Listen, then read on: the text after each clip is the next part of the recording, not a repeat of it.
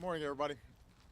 In the face of a terrorist offensive, Iraqi security forces have proven unable to defend a number of cities, which has allowed the terrorists to overrun a part of Iraq's territory. And this poses a danger to Iraq and its people, and given the nature of these terrorists, it could pose a threat eventually to American interests as well. We will not be sending U.S. troops back into combat in Iraq, but I have asked my national security team to prepare a range of other options that could help support Iraq security forces, and I'll be reviewing those options in the days ahead. I do want to be clear, though, this is not solely or even primarily a military challenge. Over the past decade, American troops have made extraordinary sacrifices to give Iraqis an opportunity to claim their own future.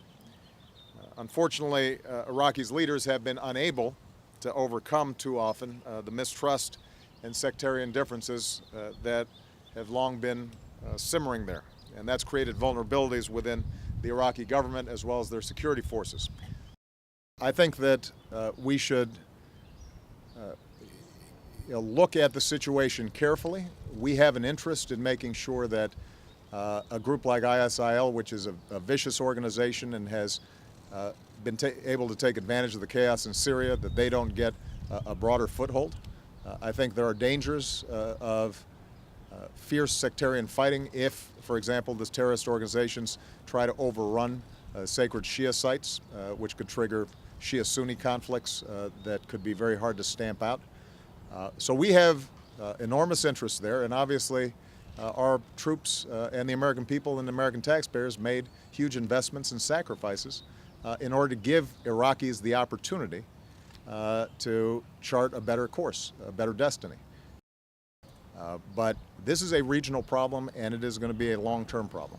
And what we're going to have to do is combine selective actions by our military to make sure that we're going after terrorists who could harm our personnel overseas or eventually hit the homeland. We're going to have to combine that with what is a very challenging international effort to try to rebuild countries and communities that have been shattered by sectarian war. The United States is not simply going to involve itself in a military action in the absence of a political plan by the Iraqis that gives us some assurance that they're prepared to work together. Thank you very much, everybody. Sergeant Bergdahl, now that he's home.